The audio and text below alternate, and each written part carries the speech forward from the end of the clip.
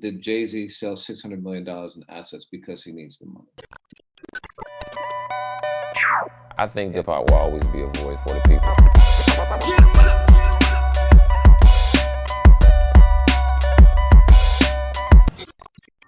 Hey everybody, I'm Reggie Williams, founder and CEO of Ambrosia for Heads, and with me I have Jake Payne, all the way from California. How you doing, man? Yeah, man, we did a little, we might be talking about Eddie Murphy. We did a little trading places because for a lot of this podcast, you were in California and I was on the East Coast, and now I'm out here and you're on the East Coast, man. I'm doing well. I'm keeping East Coast time, so usually in bed before midnight and up before the sun rises, which is kind of, it feels very mature, trying to age with grace here. Yeah, I was doing that, man. I was up at taking my first meetings at 6, just rolling straight out of bed, 15 minutes before. Sometimes I take the first meetings in bed, Yeah. But it's good. You got your afternoons, you can work out and have your day for yourself. It's nice. Exactly, man. It's really nice up here and the weather's good, so I can't complain, man. I'm blessed. Yeah, well, we are. What's the headline of the podcast? I'm excited about today, man. It's been a crazy active couple of weeks since we've done this.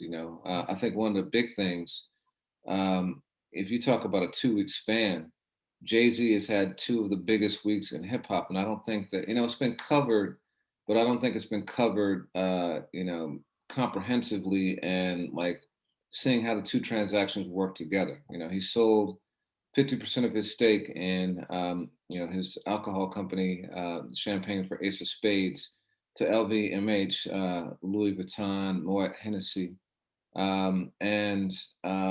That was reported to be for $295 million, I believe, for the first half of it. Let me check that number, but it was a ton of money. Actually, it was more than that. It was 315 because the total value of the company was supposedly $630 million.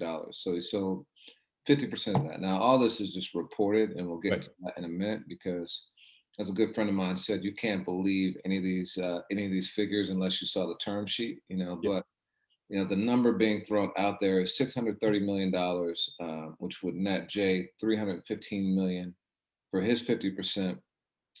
Very smart deal, if it's the case, I believe, because not only is he liquidating a substantial amount of cash, but partnering with a company like that, which has major distribution, which has major marketing power, allows that other 50% that he's retaining to really, really blossom. And, if he decides to flip that in a few years, can probably sell it for as much as he would have sold the entire company if he'd done it now.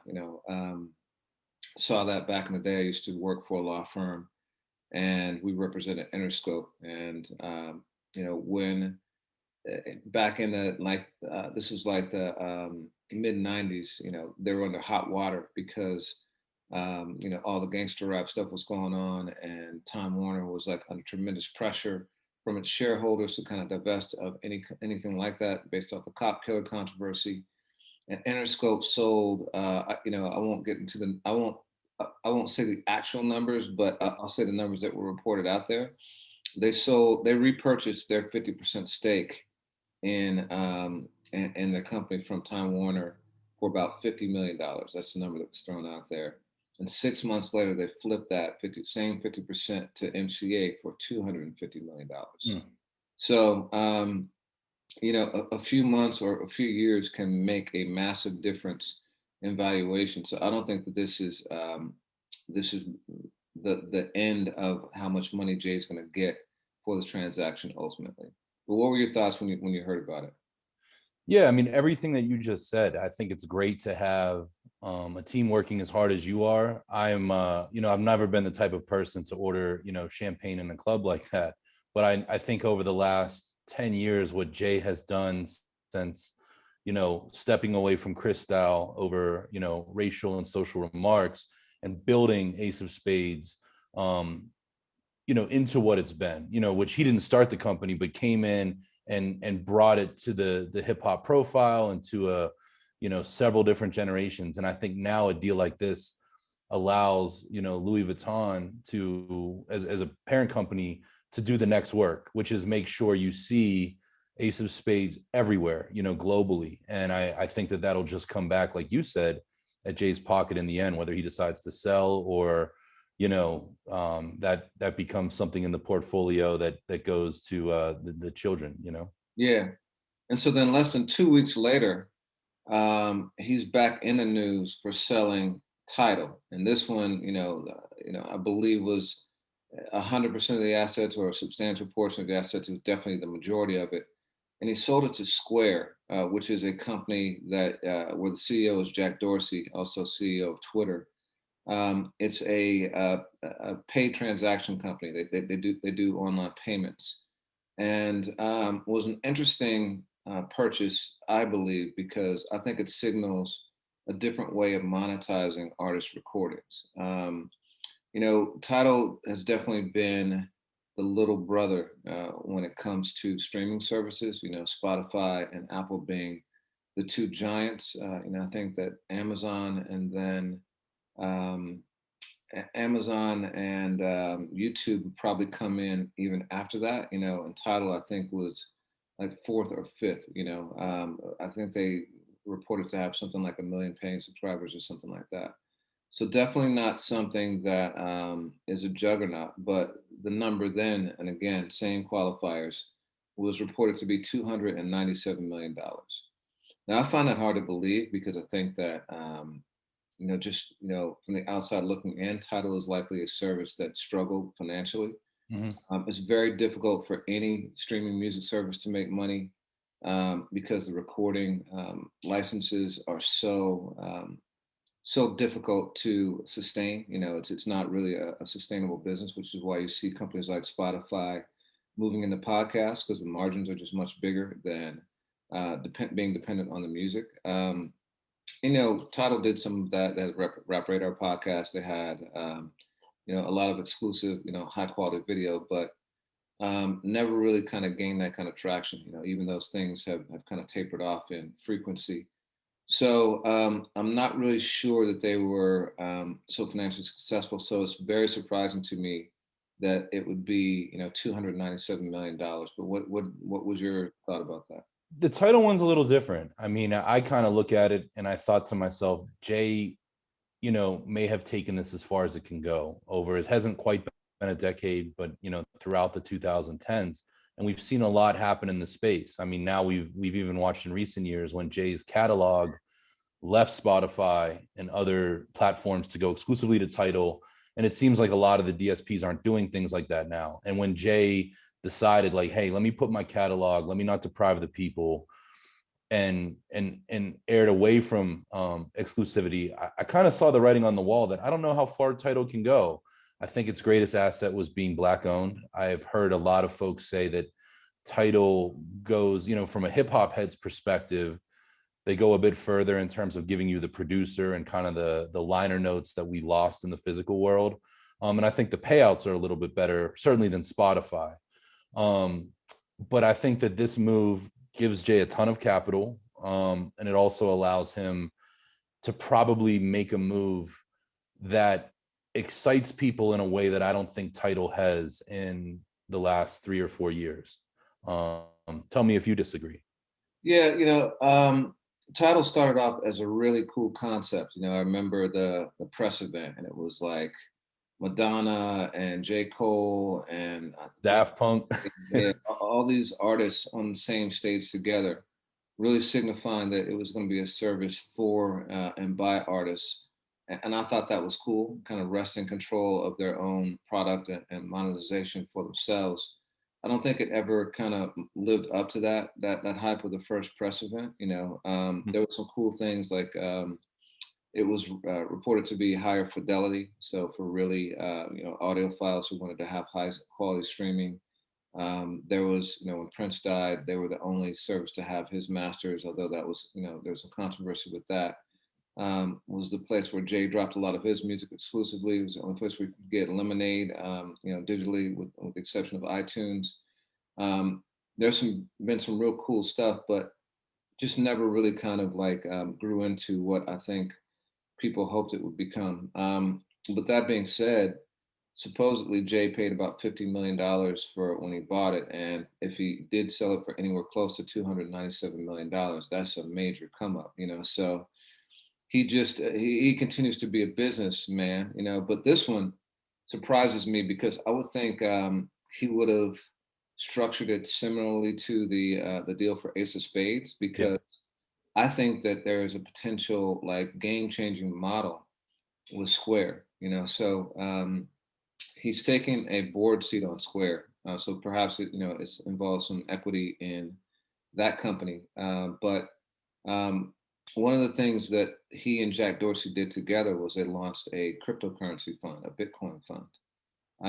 And you know, over the last couple of weeks, there's been insanity happening in the cryptocurrency space as it relates to music. I sent you a link, song of the day last week for it's spelled 3LAU. I think it's called. His name is Blau. He's a DJ, an electronica DJ, and he auctioned off some of his music with as NFTs. Are you familiar with NFTs? You've been reading up on it? A little bit based on a couple links, one being the one you sent me. But for those out there that don't know, why don't you break it down? So NFT stands for non-fungible token. And I'm going to try to explain this because I'm still wrapping my head around it too. But I think most people are familiar with cryptocurrency now. It is it's built on the blockchain. The blockchain is interesting because it's a way of exchanging information in a decentralized way. It's not through like a set of servers owned by a company like an Amazon or a Google or something like that. Literally everyone's computer kind of contributes to the blockchain. And so it makes it really difficult to hack, and also decentralizes, you know, transactions so that they're not tracked, or actually the blockchain allows you to track it, but it's not owned by any particular entity. It's like truly like decentralized. So the coins on this are numerous. There's Bitcoin, there's Monero, there's Ethereum, there's a bunch of different coins. Most people know Bitcoin, and it's exploded in valuation over the last year. You know, I think part of it is because the U.S. dollar is starting to get weak, and pumped in like $6 trillion in the economy in the last year. You know, and all these like stimuluses for, you know, COVID and things like that. And the currency is starting to like fluctuate. And I think people see inflation coming in, and so it's devaluing the dollar somewhat. So cryptocurrency is a natural thing that could be, you know, a currency that's dependable and more stable and not dictated by a government or, you know, some other entity. So I think that Bitcoin is starting to be higher value because of that. Also, as we move into a more virtual world, just having a currency that is fully digital and, you know, unhackable, I think is also going to be beneficial to people. And so people are looking at that. But Bitcoin is fungible in that if you think about a dollar, every dollar is the same, right? It's worth the same amount of money. Like I can give you a dollar, you can give me a dollar, and it's the same thing. Um, a non-fungible token is something that is unique. It's one of a kind.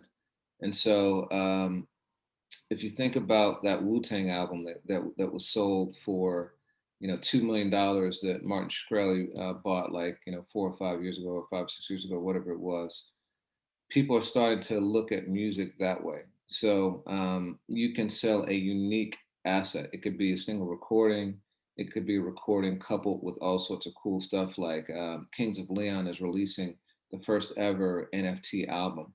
And there are going to be like 10 or 15 of those where each one comes with like unique artwork. It comes with the songs. It comes with 4 guaranteed front row seats to every show of theirs, you know, forever. You get a car service to and from. When you come from the concert, like there's a bunch of merch like in your car, you know, to go back to your hotel. You get a personal valet. That's Get nuts. meet and greet with the band beforehand. Like it's tied to a bunch of stuff. And so they're really going like OD on it because they want to show the value of music again. You know, and it's finally a time where music isn't really valued by the piece of plastic that it was on, or the Yeah. file that it is, but for the art itself. And so I think it's a major change.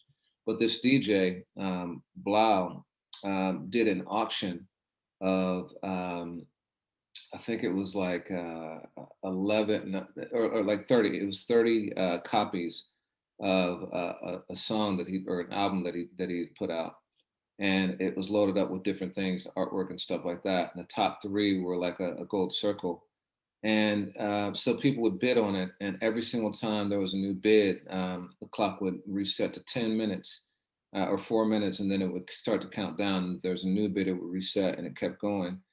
And this guy ended up netting like $12.6 million in about 4 or 5 hours for, you know, songs that are available. You know, you can listen to it right now on Spotify or Apple Music or whatever. But you know, because they're unique and presumably pieces of artwork that will appreciate in value over time, people were bidding insane amounts. And it's not even necessarily about the music; it's about the historical nature Yeah. happening now, and people are just betting that these tokens are going to, you know, increase in value like art. The NBA is doing it now too. There's a thing called Top Shot, where you can, you know, own like, you know, a significant highlight. So like think about like the LeBron block of Iguodala, or like, Wow. you know, MJ's like, you know, changing hand shot. You can own that almost like a digital version of like a card. But yeah, it's crazy. That's wild. I mean, I like the collectability factor of it. I think you and I, you know, it's hard for me to wrap my head around just as an old school physical product person, but I 100% love the idea of bringing value back to music. This can't just live in the cloud, you know, and actually OK Player this week did a really interesting story on like the newly seen value of MP3s, because, you know, last time you and I talked, like Texas goes down off the grid, there may be a day where we can't access our music, you know. So the idea of having something live on a hard drive forever, it has value in a way that we didn't think about even 5 or 10 years ago. But this is even more trustworthy. And when you describe that Kings of Leon situation, I mean, that's like the De La Soul, you know, Kickstarter, where, you know, one of the prizes was to spend a day digging for records with Maceo. Like, there's a component in a virtual world that still has brick and mortar fandom to it, which is really cool. Yeah. So bringing it all the way back to Tidal, if you think about a company like Square, which is doing payment processing, and Jay and Jack Dorsey have a cryptocurrency company, you could start to think about, huh, are they setting it up for artists to be able to, you know, sell NFTs on Tidal and be compensated in a completely different way? You know, SoundCloud just announced last week that they're going to start to pay artists based on actual listens of their music, as opposed to like just taking the whole like streaming universe and prorating it. And this is even a bigger step in terms of directly allowing artists to monetize in a digital way. So you could see that just being a complete game changer. And I mean, Jay-Z is a master of exclusivity. I mean, just you know, he's curated experiences that are really interesting and cool. Look at a B-side concert, look at, you know, the Rockaware sneakers, look at, there's so many things you can go down the line, and he's the king of that. And I think that, you know, the artists that he involves himself with at Rock Nation and his friends and collaborators, they can do that too. So you make a really interesting point when you get all those, you know, heads together to potentially drive virtual culture in a different way that monetizes artists, because that is the thing too. I mean, Jay began as an artist, and every year, every December, we all kind of, I know I do, like I look forward to what I've listened to most, and you share that with the universe. And then the artists say, yeah, but we didn't make much money. Like, you might have listened to my song X amount of times, millions upon millions, but literally I made $10,000 from that. This is a way that keeps the artist happy, inspires the culture, and it keeps Jay, again, as he's been for, you know, 25 plus years, at the highest level of cool. Yeah, for sure. But it begs a question, you know. So if you believe these numbers, major come up for him, right? $600 million in 2 weeks. But why now? Yeah, I mean, I think you're savvier than I am at this, but I mean, you know, it probably is at a point where wherever the market is, and right now it's not in a great place. Gas prices are, I mean, we're all dealing with volatilities. So I have to believe that Jay's advisors forewarned him and he made the move now.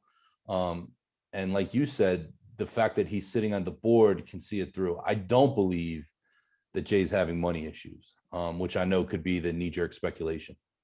You think that's a knee-jerk speculation? Well, so the interesting thing to me is, the question becomes, did Jay-Z sell $600 million in assets because he needs the money? And, I wouldn't think that's the case given his financial status, a legit billionaire at this point. But in reading the New York Times article, one of the things they talked about was Rock Nation. They said that he sold Ace of Spades amid a downturn in the entertainment industry caused by the pandemic that has affected some of Jay-Z's holdings. And then Jay is quoted as saying, "I think Rock Nation will be fine. Like all entertainment companies, it will eventually recover. You just have to be smart and prudent at a time like this."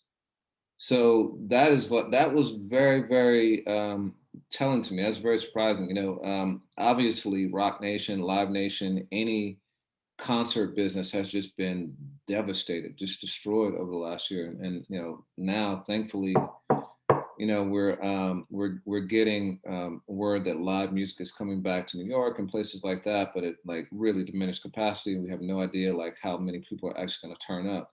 But the concert business might not come back as we knew it for years, like if at all. And so you got to think that that was a major financial hit for him. But like, so what do you think about that? Do you think this was to shore up Rock Nation? That's a really good point. And it's easy to always remember the Rock and Rock Nation, but forget about the nation. And you're right, for a year and a half, things have been at a halt, and including major festivals and all of that, which is going to affect income. But I believe in Jay's portfolio, from what I understand of it, that, he's still been doing well. But this might have been a move perhaps to weather the storm. I just can't imagine an artist of his level, the highest level, you've got Jay, Dre, Puff, 50, you've got that top tier in our culture. I can't see money trouble. I could see accessing that capital to do something beyond our imagination, which I feel is like what happened when Jay made a play for the Nets, and was involved in the Barclays Center and all of that. I don't know what the 2022 version of that is, but I sense it could be happening. That was one thing that I speculated in my mind more than, damn, his hustle's a little bit messed up right now. Yeah, I never ever sleep on Jay. Every time people think that that this dude has reached his highest, he goes like to a completely different level. And so my speculation is, so I think it's twofold. I think like everything is complex, right? I do think that there are liquidity issues that have to be addressed for Rock Nation. I mean, they're a management company as well, and if their artists are not making the same kind of income that they typically would because everybody's been off the road, then it's a pretty significant hit. Like I got to believe the cash flow for Rock Nation is not in a great place at this point, right? And so there's probably some of that, but I think that Jay is probably gearing up to do something really, really big. Maybe it's in the cryptocurrency space. Elon Musk just invested, $1.2 billion and bought $1.2 billion in Bitcoin. Like, I could see him saying, you know what, I got these assets and they're making money, but I can flip it and put it in something else that's going to have exponential growth compared to what I had before. So I don't think we're going to know the true motivation behind this for some time. Maybe it's going to be a few weeks, maybe it'd be a year or two, but I bet you there's going to be a future episode of this podcast where we come back and close the loop and say, aha, you know what I mean? I feel that too. And going off of the great education you just provided on, how artists and cryptocurrencies can merge, one of the things that we are hearing a lot over the last year and a half is this the new normal? Are there going to be other pandemics? Are there going to be other disasters of this kind that literally stop business and the world as we know it? And does a move like this weather a potential future storm, if that's what our advisors are forecasting? Because to compensate art differently and artists differently in this time suddenly makes concerts and performance, which for a lot of artists is their biggest revenue stream, it suddenly puts it back in the music. And one thing that we've talked a lot about since we started this podcast 1 year ago this month was, artists are releasing a ton of music, but I don't know if that keeps their lights on proverbially. Yeah, for sure. I don't think that, I think for artists to survive, they have to go back to a place where their primary income is generated from the recordings, Yeah.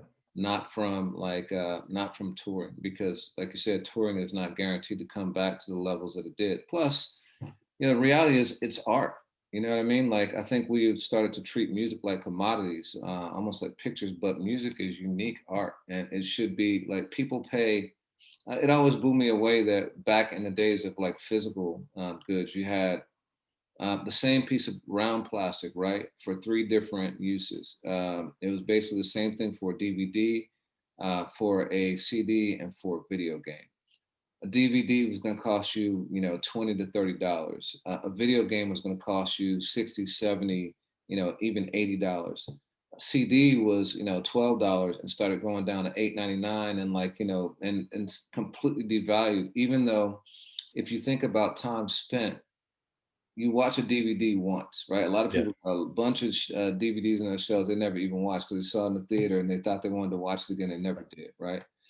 For the video game, for a good video game, maybe you play it, 50 hours, something like that, but for a piece of music that you love, an album that you love, that's a lifetime, man. Like the value of that should be should correspond to like what it brings you, and music has not done that. And again, I mean, as you say that, I think of the photo of Jay with, what was it, like 50 copies of Nipsey's mixtape, and again, that statement that Jay made 7 or 8 years ago of no, like, which was a totally different statement than Wu-Tang and Martin Shkreli of like, you want to charge $100 for a mixtape or whatever it was at the time, I'm going to support that because I see the value in that. And maybe that's exactly what he's doing by walking away from Tidal and into this deal with Square. And it's funny, like, I didn't even make that connection, but Square is something, I bought a sandwich to go on Friday and you get an email, your receipt, and that's all through Square. We're using it every day. So this is a big company. So, I believe in that. And I think that you're absolutely right. We're going to be back on here, with a little bit longer beards talking about why this was a right move. Yeah, man. Maybe it's a full circle moment. Like maybe I was wrong. Like maybe he's delivering on the promise of that press release, or that press event where, he's finally allowing artists to be compensated for their music in a way that's supposed to be. So maybe he fulfilled it. So you said, aha, I got to ask you, did you see Coming to America? I haven't watched it yet, man. It's on my list for today. I'm gonna watch it. I'm gonna go on with zero expectations, because I've started to hear chatter. Um, I was a bit concerned because I've listened to the Breakfast Club a couple times. They saw it like a few weeks ago, and neither Charlemagne nor Envy would say anything about it. Right? Yeah. Now, it could have been embargoes and stuff like that preventing them, but the way they did it was like they were like, I'm gonna let people, judge for themselves. They didn't want to like, salt it, but like you could tell that something was amiss. You saw it? I did. I watched it one time on Friday as it came out. And yeah, so you listen to Breakfast Club, I listened to Howard Stern, and Robin Quivers was just, championing this. They had Arsenio Hall on, great interview. Um, I came into it with high expectations. We covered this a lot on AFH. I think we can agree that in the last 2, 3 years, Eddie Murphy's gotten him his brand, his reputation, which arguably was never in question. But with what he did with Dolomite and the SNL kind of new chapter in the story, I think all systems looked that this would be a great film. And yeah, it wasn't that for me. I think that there's a fun aspect of nostalgia. They got a lot of great callbacks to folks like you and I that love the original. But especially with Kenya Barris involved, and they had a big writing team. I personally just wanted a lot more from the script, and the new characters that they introduced veered, in my opinion, between very caricature, and possibly, and I say this as a white guy, but possibly just really leaning into stereotypes in a way that was a bit cringy for me. And then just underdeveloped the new characters. But it's great to see Eddie and Arsenio, and I won't spoil who all else is in there. You know, there's some cameos and some musical cues and stuff like that. I'll be curious, you know, to hear your thoughts when you do see it. You know, it's interesting that you bring that up about the caricatures. Like when I was a kid, loved Eddie Murphy. You know, he was on SNL. Like all the characters, Gumby, Mr. Robinson, you know, Buckwheat, you know, stuff like that. But my mom always hated him. Like she thought that he was really catering to stereotypes in a way that was really kind of detrimental to us, you know, Black people. And I didn't get it at the time. As I've gotten older and you go back and you look at it, the humor is very dated, you know, and I don't think it would be received in the same way. I much prefer a more nuanced, kind of incisive approach to comedy, like what you get with like a Dave Chappelle or Chris Rock, you know. But you know, it makes me think, you know, has Eddie's humor advanced, or has it kind of been locked in time? And you know, it's a sequel, so like it's designed to be that way. But even stuff like Dolomite, you know, he's still kind of flexing like Eddie Murphy. But what do you think about that? Yeah, I mean, I don't place blame on Eddie with that. I know what you mean, especially as it applies to stand up. But at the same time, that's why the original Coming to America, to me, is just the highest watermark in Eddie's, you know, film career. I think that action movies like the Beverly Hills Cop franchise and 48 Hours are great, but I think, you know, I truly, if I was to pick 10 incredible perfect movies, you know, the original Coming to America is that. You know, my grandparents, who would, if they were alive today, would be, you know, in their upper 80s, you know, white, love the movie. I mean, it's a Shakespearean love story, you know, and I thought that they did that movie with so much care and class. But at the same time, you know, you look at Soul Glow or you look at the McDowell's jokes, like it was also topical, and it didn't, you know, it had Eddie's personality to it too. And I expected that for this sequel. And I don't know if it's a product of, you know, too many, you know, I saw that there was over 5 writers of the script, including Eddie, but I think Eddie gets credit for developing the characters in the original one. And, you know, bringing John Landis, you know, back, I just really expected a lot of it. And there's, and I heard Arsenio Hall say this too, you know, it's kind of bittersweet to watch this movie in your living room. This is one of the first times where the day it's come out during the pandemic, I had to see a film.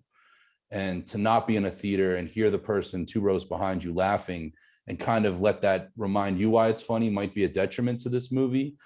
But yeah, there's a lot of product placement. There's a lot of just kind of weird things. And I heard Arsenio tell Howard Stern that, you know, there was the temptation, of course, of where we are with the pandemic. You know, when I was in Texas last month, the theaters were open. So theaters are open in certain places in America. So could this film have waited 3 or 4 months to be in theaters and get, you know, get that, which I'm sure would have made it a lot more money?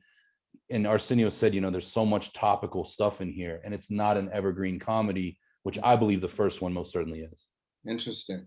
You know, I saw the original in theater 4 times, and the crazy Wow. thing is 2 times were in English, and 2 times were in French. You know, I saw it. I was staying in France that summer, and it was bugged out to see Eddie Murphy. You know, the French Eddie Murphy voice. And I had a friend who came over at the time who was French, came to America, and she was like, "Ah, I didn't really like it so much because like his voice sounds really weird in English." Like, Yeah. I was like, "That's his real voice," but she liked the French Eddie Murphy voice. But you're right. That's the comedy is the one place where I think having that communal experience is just, it's just very different. I mean, laughter like in a group is, it's much easier to like get laughter in a group than it is sitting at home by yourself or with one other person. So that's a really good point. Yeah, man. A lot of the film was shot in Rick Ross's you know, Atlanta mansion. I think the whole film may have been shot in Atlanta, which is the new kind of Hollywood.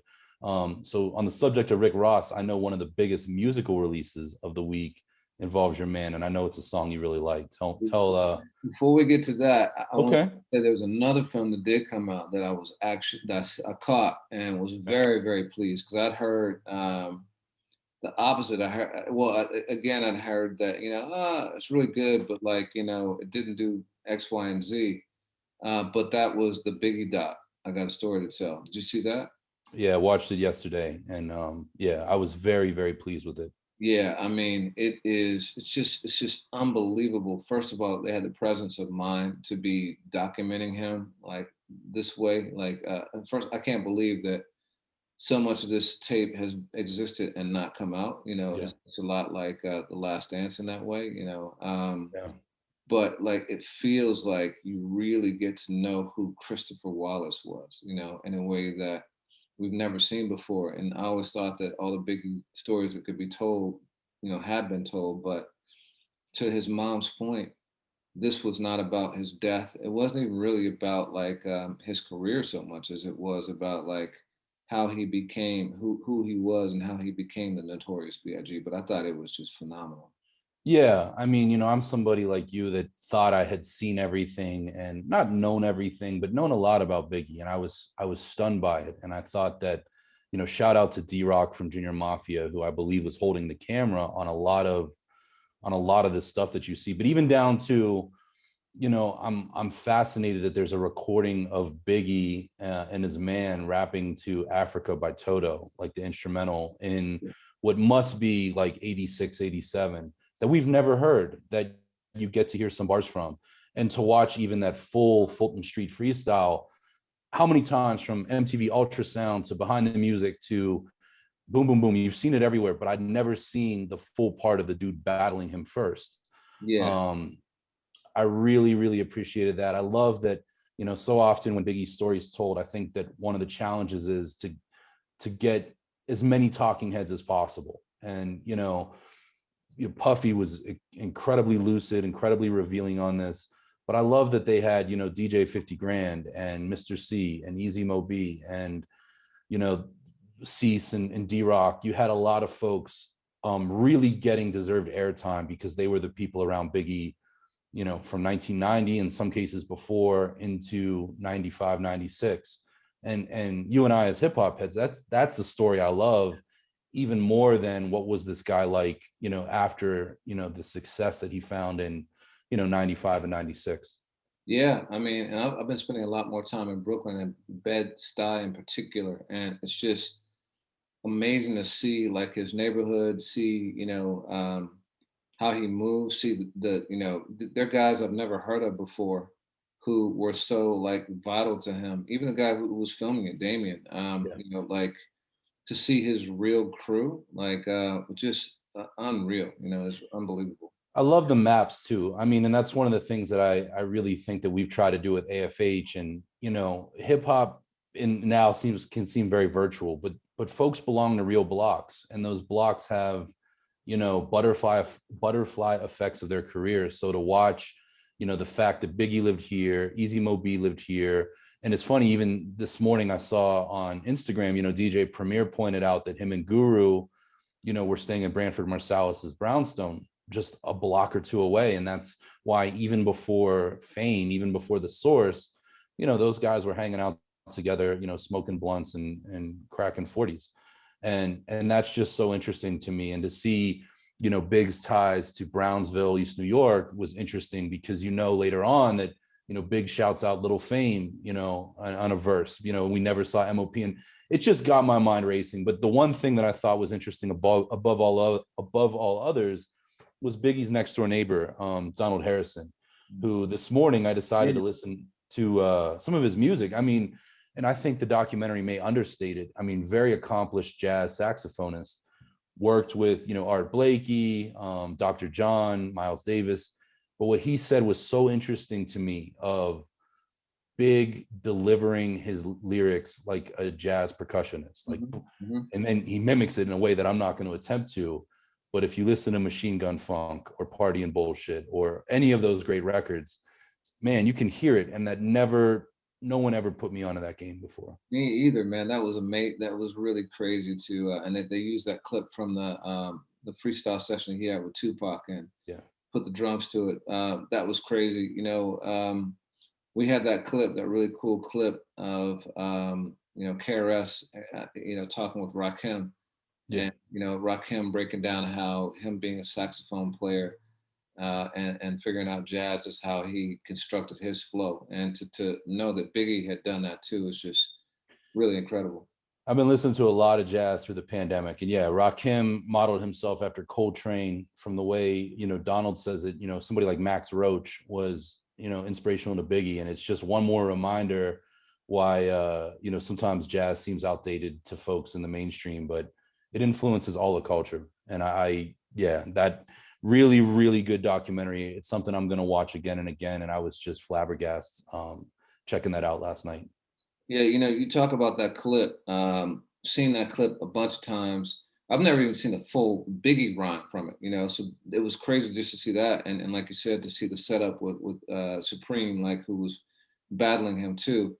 But those kind of clips are the things that make MCs, and these days it's become even more so. And Facebook launched a new app called Bars. Have you seen it? Have you played around with it yet? I haven't had the chance to, but I know you have, right? Yeah, what it does is it lets people. They've got like 400 like produced beats by professional producers that people can freestyle over, and they make it super easy for people to pick a beat, kick some bars over it in like 15 30 seconds, and then like share it. So it intends to be like the TikTok for rapping, for freestyling. I could easily see it becoming the way that like most MCs are discovered. And like, there's going to be a lot of 15, 30-second songs out there. Like, I think it's going to be massive. But, do you think that something is lost in making it so easy? Or do you think this is just technology and it's just like, the way that, producing has gotten easier and better. But what's your take on that? I know you tend to be a purist in these Yeah, I'm a staunch conservative. I'm the Mitch McConnell of hip hop with this, because I'm also like, not everyone deserves a microphone, and not everyone, and that's been the challenge of the internet. But I also know when you say something like that, if you force, great talent to live and die by the record deal, or, the cost of pressing their music, we might be denied a Kendrick Lamar. We might be denied, a Chance or whomever, pick your favorite MC, a Benny, yeah. But, out of this, I'll be really surprised, and I'll be, based on what you just told me, surprised given Facebook's demographics, if, it's used differently than TikTok, like in the same way, but if it creates more of a leaning towards long form, lyrical, spiritual, miracle hip hop that allows the next Locksmith, Kendrick, your next, pick a great MC to come out of it, I'm all the way on board. But I'm going to be the type of person that probably relies on thousands of other people to vet the talent and tell me what's good than me, dig and find, which I know a lot of folks enjoy on SoundCloud and other apps. Yeah, I think it's going to speak to a different audience, than our audience. I think there's a real audience for it. Like, I think it's, similar to meme culture or any of the kind of like short form content that's really percolating now. Yeah, there's a lot of talent that'll come out like Vine. Like, people talk about TikTok but TikTok to me is just Vine kind of recreated. I think that there's a true art to creating like a 15-second like clip that tells a story that like that entertains, and I think we're going to have some people like one of my favorite projects from a couple years ago was Tierra Wax. Yeah, I think it was a 15-minute album, 15 songs, 1 minute each.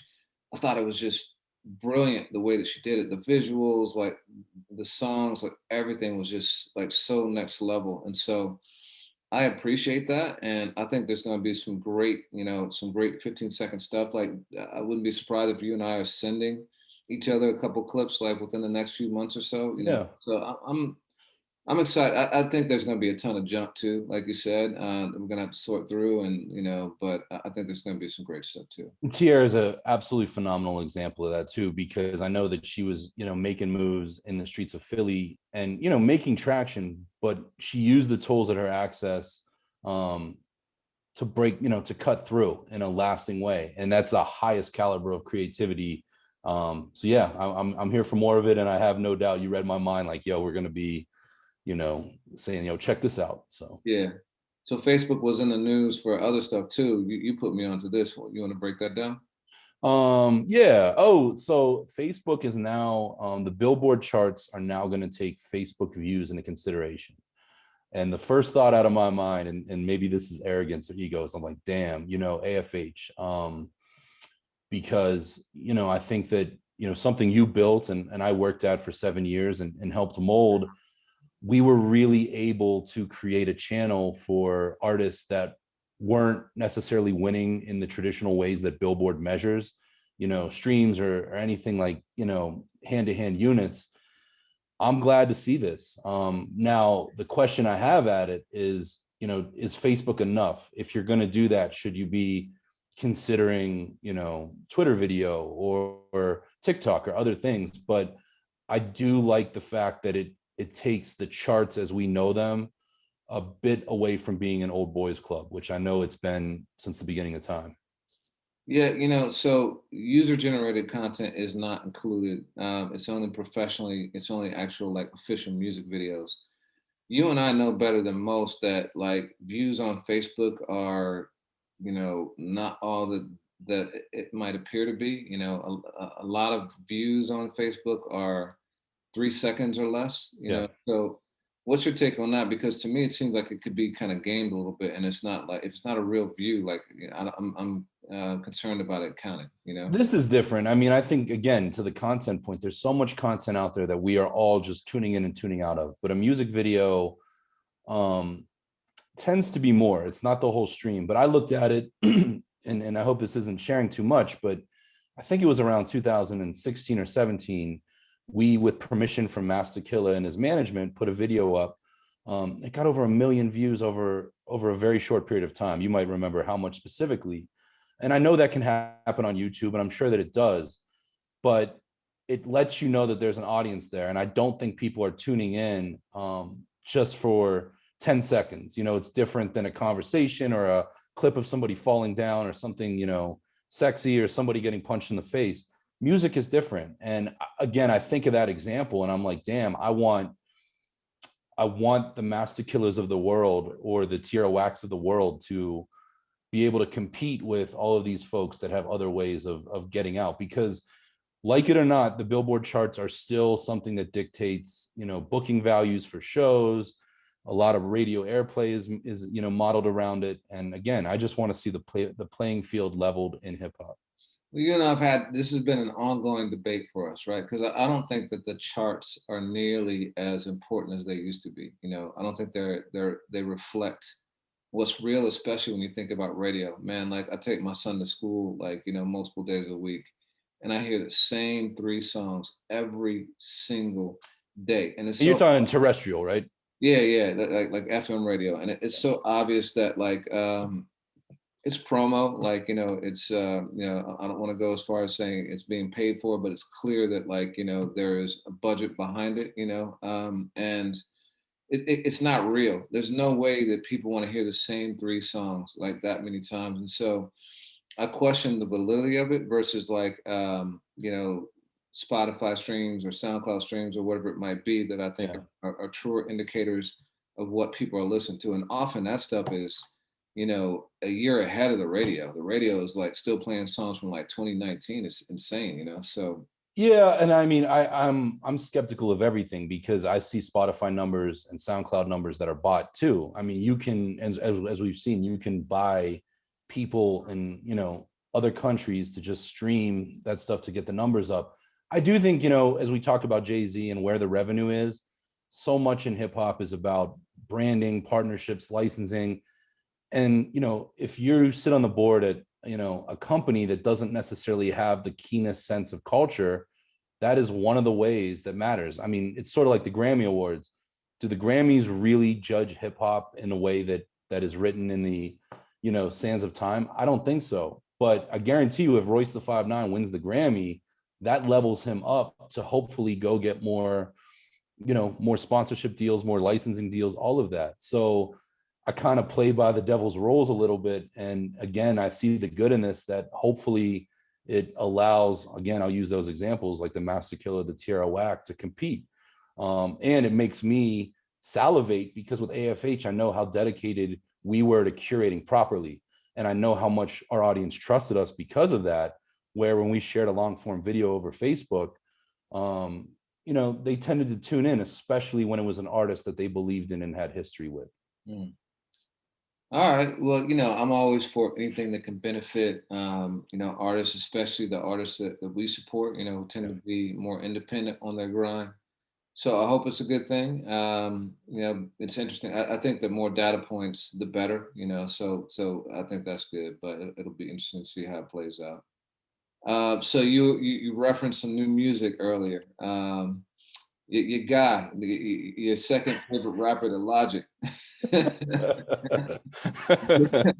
Drake put out some music, Scary Hours too. Like, this dude, man, he just we had a podcast devoted to just like how exceptional his run has been. I got a lot of heat because I've said and argued. Even Royce, I think, who you mentioned, came at it a little bit, that Drake is bigger than Michael Jackson. I still think that what he's been able to do, first of all, for 10, 12 years now, like, in a world that is like just so fragmented in terms of like media consumption and distribution.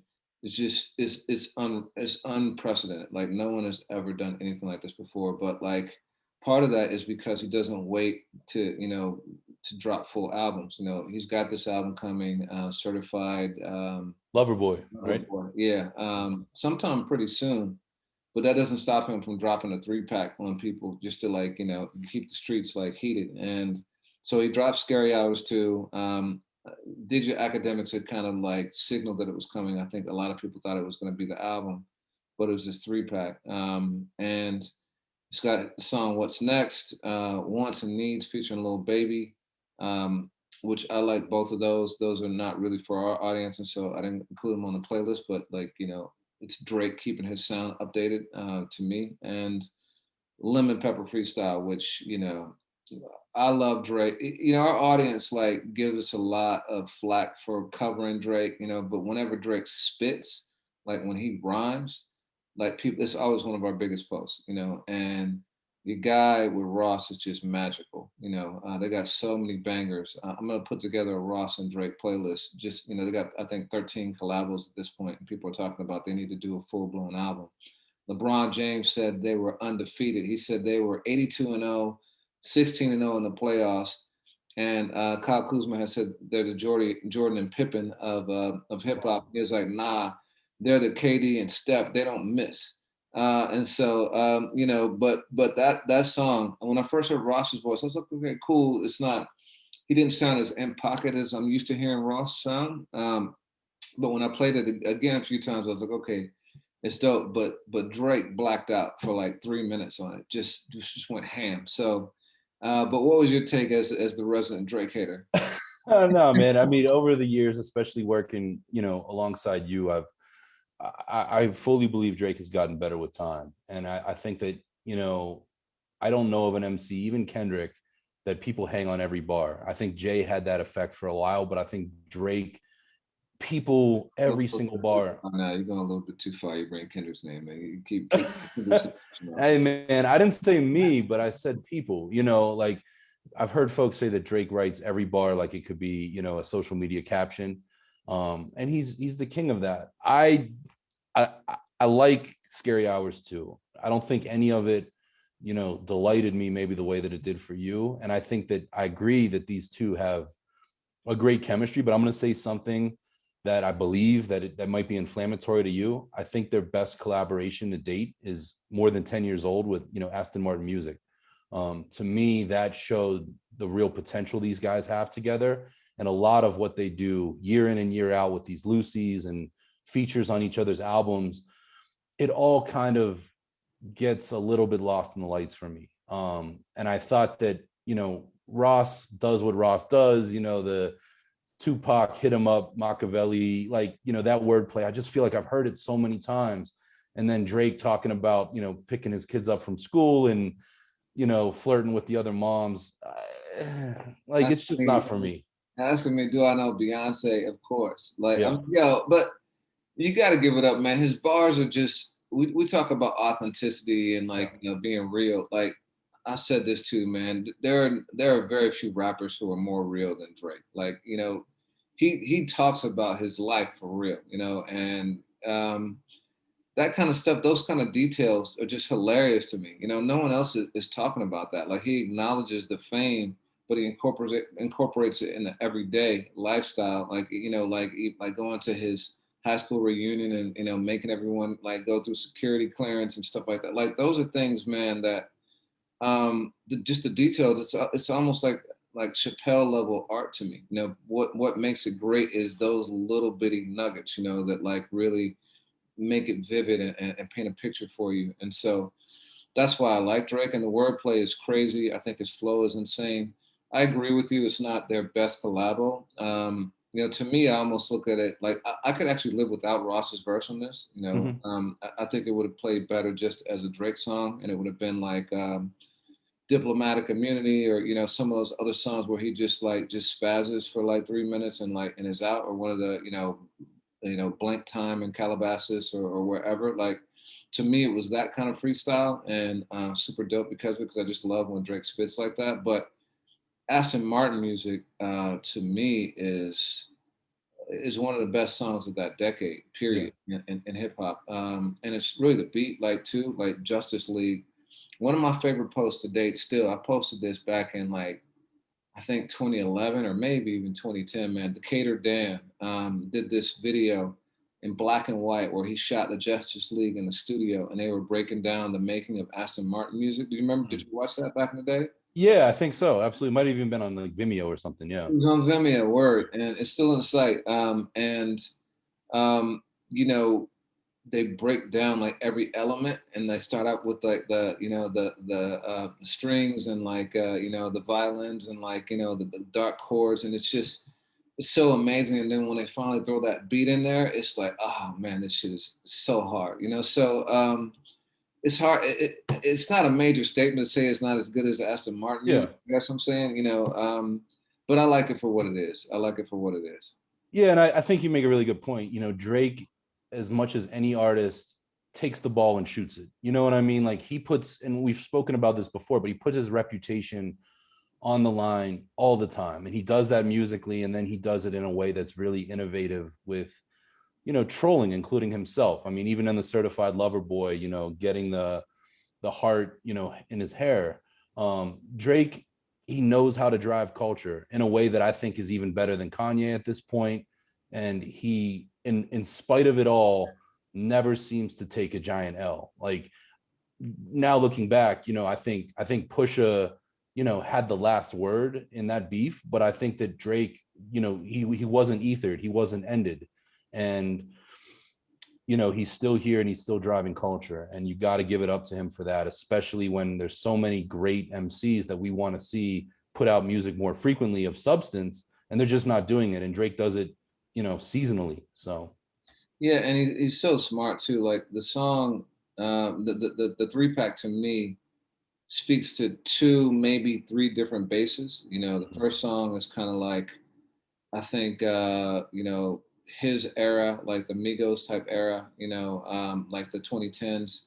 The second song is like very much 2020s with Lil Baby, and like he's getting with that new crop of MCs. And then the third is Lemon Pepper Freestyle is speaking to the older heads, like my generation, dudes who are really focused on the lyricism, and it wouldn't surprise me if the first single from the album is just a straight ballad, like, a song for women, or yeah. singing. So the dude is very strategic, it's very tactical in what he does. It's not an accident, you I don't feel that. say. Yeah. And he's done some interesting things this year and late last, just like collaborations with Dirk and Draco the Roller. Like Drake finds a way, and Jay did this throughout the 2000s, when he was hopping on different remixes and stuff like that. And I think that Jay did it with Drake, and I think he did it with Rick Ross. But Drake shows himself to be a chameleon musically while still being authentic to his brand, his story, his lifestyle. And it's you cannot knock the guy. And I mean, we're joking that I'm a Drake hater. The song didn't change my week, but it's one that I added to my best of 2021 playlist, which I think by the end of the year we'll have several hundred songs, because that's just the type of year it's been. Yeah, no, it's been a great year so far. Well, so other news, two entities that we've both been fans of over the years. I think you are more knowledgeable about one, and I'm probably more knowledgeable about the other, just because I work directly with him. Um, have come together.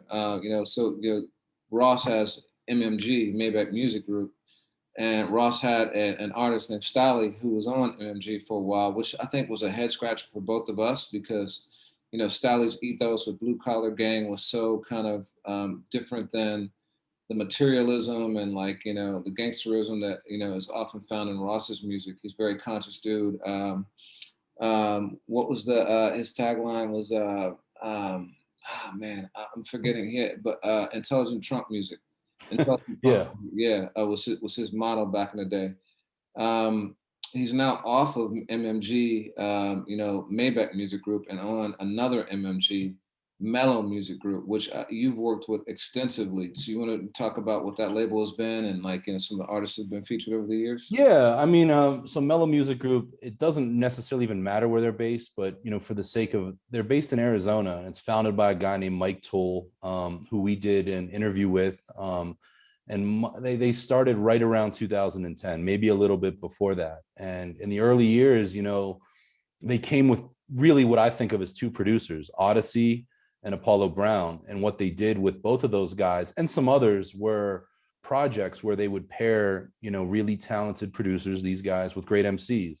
And out of that, we've gotten, the OC Trophies album with Apollo, the Blasphemy album with Razkaz and Apollo. Odyssey, produced, he brought out his Diamond District, a crew of MCs that he had been working with in DC, host of other projects.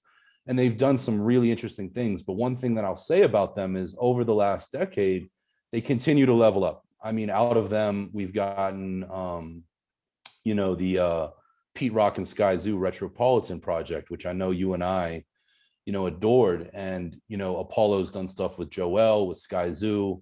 And they can also be a home for journeymen in hip hop and journey women, Big Pooh and Knots, just different folks that are maybe in a transition and want to make an album that they want to make, and this label supports them at it. So, you're absolutely right to see Stalley go from the major label system, which I think brought him, a nice response, but probably not one that's reflective of his skills and abilities. And he's bounced around and done a bunch of indie projects, but I'm glad to see him with Mello because they really take their time, and I think that they succeed in a singles driven culture at making great albums. So this one raised my eyebrows big time. Yeah, no, I think it's a really great synergy. I think the brands fit really well. The aesthetics fit really well. I think they'll let him do what he does, and he'll be true to his art, but they'll be able to support it in ways that major label systems haven't. I've been a big fan of his since 2010. He dropped his album, his mixtape, Lincoln Way Nights, back then, and I supported him on a number of levels. I always supported him through AFH. I've done, I think, a couple of interviews with him, and that are on our YouTube channel from way back when. I made him a Music Matters artist for BET, emerging artist platform we had that had like Kendrick and Big Sean and Marsha Ambrosius and an artist named Gabby Wilson who became her, and lots of people like that. We did a tour with Stalley. We put together a tour that had Kendrick, J Rock, Absol, Schoolboy Q, and Stalley. So TDE, Black Hippie, and Stalley. It was a national tour.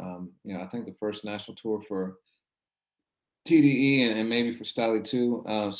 Been a big fan, big supporter for many years. Happy to see him still doing it, because it's hard for an artist, especially as we talked about now when you can't tour and get that bag. But I was just excited to see this partnership and really am looking forward to hearing the music. Stalley deserves way more credit too. I mean, I don't love this term, especially because I never worked at a blog, but people talk about blog rap and blog era rap. And out of that, you got your Cool Kids and your Pac Divs and your, in my opinion, you get your Crits and your Coles and your Kendricks out of that, on and on and on.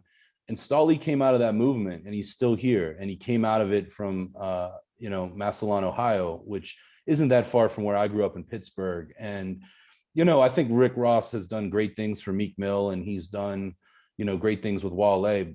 But I often look at Pill, who, came up under Killer Mike and went to MMG. And I look at Stalley and I don't know, and Gunplay, and I don't know that they got the benefit of that moment. So to see Stalley doing it, and I personally believe he's making some of the best music in his career. He, I think in 2019, put a project out with the producer Jansport J, and we premiered a song or two on that. It released on Nature Sounds, which is another, great indie label that's weathered 20 years of this.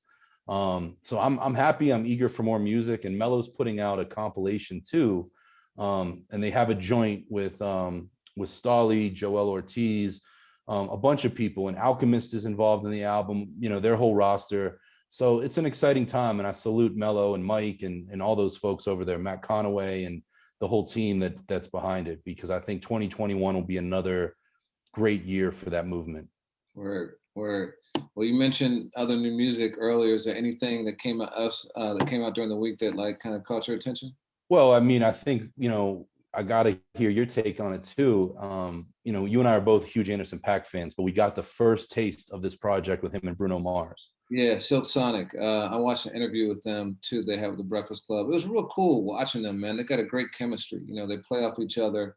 I think with Charlemagne and said it's almost like an 80s buddy cop movie, where they kind of like pick up where the other one left, and they, joke with each other, and it was real cool. The song was okay to me, to me, I think it was probably an intentional, let's like manage expectations by easing into this. I was surprised they went with a slower tempo song, given how funky both those dudes are. But I think the next one's going to be a super banger, So I'm gonna wait, be patient and hear it in a proper context. I got to listen to it a few more times, but I'm very excited about the project. Those are two of my favorite artists, two of the best live performers I've seen in the last 10 years. Like two musicians, two dudes who can really sing and bring that soul and funk from like the 70s, 80s. Like I think it's going to be a real killer project. But what did you think about it? Yeah, I mean, I really like what you said about the song. And now that I think about it, Anderson, who's, I would say probably my favorite, artist that really got on my radar in the second half of the 2010s. I don't think in the last 2 or 3 projects he's necessarily picked the greatest singles. I really enjoyed his projects, but even Bubblin', which won a Grammy, was not my joint. I thought it had a really cool video. So maybe this isn't that. And I think you're right. They'll come back with something that maximizes what it means to have these two guys together. And certainly, Anderson's a star and becoming more and more of a household name. But I hope when this album is said and done, he is at that upper echelon level. He could benefit a lot from the spotlight that Bruno brings. And I have no doubt, man, when the world opens up, we'll be hearing this song, hearing these collaborations, in Target and everywhere else. Yeah, and live, I think they'll do too. It's interesting you say that about his singles, because they talk about that explicitly in the interview. Like Anderson, they break down each other's their own like strengths and weaknesses and what the other one brings to the table for them. And Anderson talks about how he can kind of go left sometimes and not really hone in on what makes the song like great.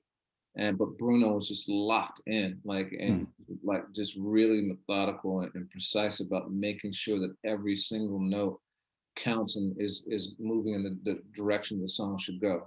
And so it sounds like he's been able to craft better songs for Anderson. And I think I do, because he was one of my favorite artists with Venice and Malibu. I think are two of my favorite albums of the last decade.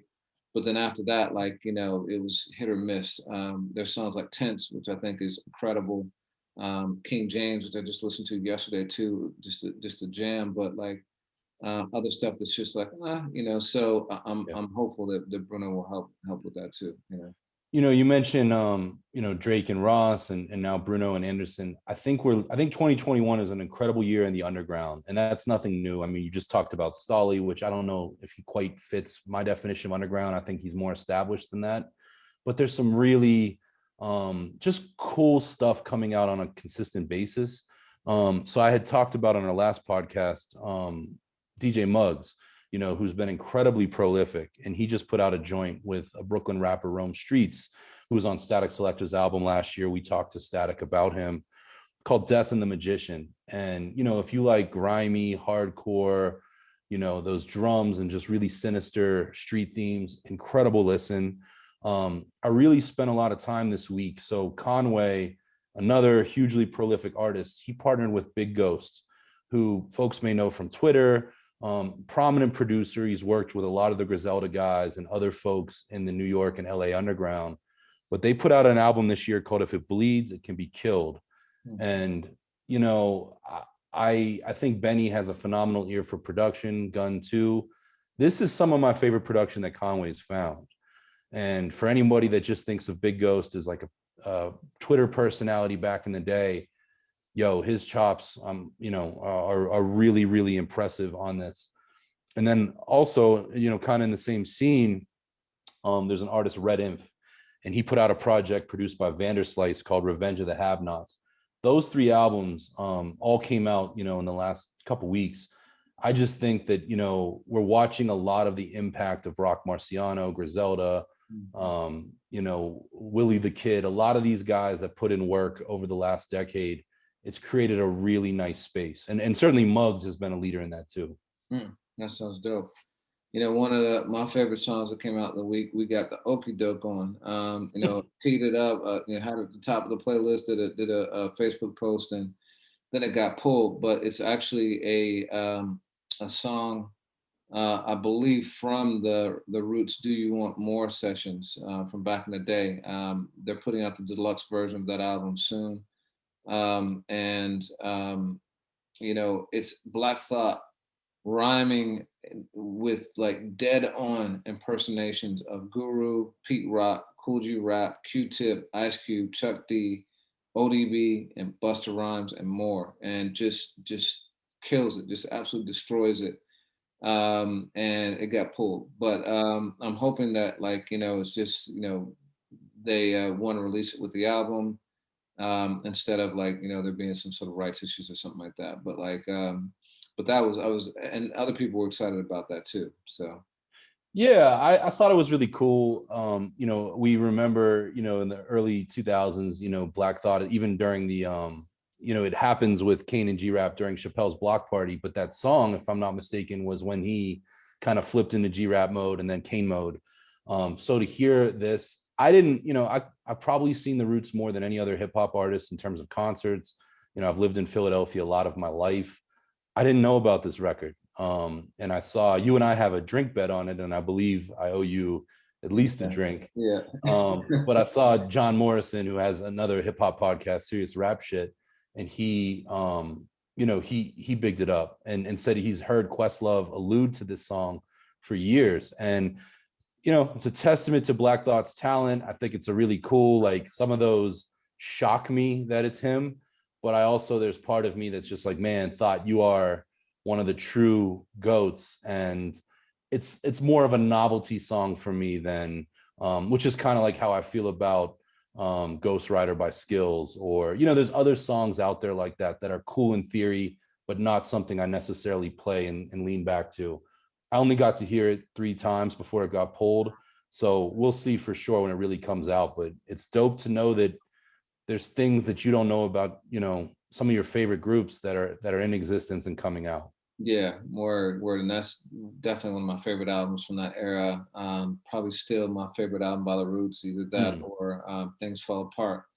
But I'm excited to hear it whenever there's new music or, you know, unreleased music from groups like that. I actually love these deluxe versions that are coming out. Like, there's a lot of Prince music out there now from, you know, different albums, and it's cool, man. This is great. I think it's a great time for a music fan. Yeah, I want to see that. And again, it speaks to what you said at the top with the potential of cryptocurrencies and stuff like that. I just want to see it valued. You know, my favorite label was Death Row, and I think they were 10 years too early in this, because when they were changing ownership, they put out a lot of stuff in the vaults, but they didn't do it with the amplification that it deserved. And to watch stuff like this happen, and that's why I feel it got pulled. I mean, you and I, part of the bet was, I saw that Stro Elliott was in on the credits, and people may know him from Ruckus and the Percussions, but he's been in the Roots for the last decade just about. And when I saw that, I was like, oh, this is new. This is at least of the last decade, but it doesn't make sense, especially given what an audiophile Questlove is, to put that in with the re-release of this. So I'm always happy to buy you a drink, man. I'm always happy to take it. So yeah, what's your song of the week? I'm gonna give it, to Chino XL, which I think is a really talented artist. That either because of Tupac confusion or whatever else, people still sleep on. 30 years later, 25 years later, and he put out a joint produced by Madlib on Madlib's label that I really liked, and it's called God's Interest, So Fresh. And people forget Rick Rubin signed Chino to Def American, and he put out that first album. But it's just a great reminder on what a talented MC he is and why his skills have only gotten sharper. And to hear him with Madlib, peak Madlib production, man, I'm here for it. That's dope. I'm gonna go with Fat Joe Sunshine.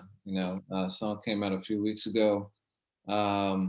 Just a dope groove. Like it's Joe being Joe, and I think he's slept on, man. That guy to have been around for as long as he has, and he tends to pull out a hit every year, like a real super banger, and have coming from like hardcore underground, like hard scrabble. He was much more in the Biggie vein, or like early Biggie, but for him to like have persisted for this long and stayed relevant. But it's him. Khaled's got ad-libs in there that are funny but dope, and then Rihanna on the vocals too. And it makes you realize how much, well, me at least, I miss hearing Rihanna's music, man. Love her. Like it's just such a groove, That song is easily my, if I'm just can run out of a burning building and I'm taking one song from 2021 with me, that's the joint. And you really, I'd heard clips of it, but I didn't know where it lived, because what's so interesting about that record is it's a mashup. It's a Luther Vandross mashup with a Rihanna remix, I believe by Kate Trinata. So from what I understand, and I heard this on the Budden podcast, I think a DJ had created that as part of his playlist, a young guy too. And then Khaled came in, from what I understand, and really kind of added that level of polish to it. And you're right, it's less than 3 minutes.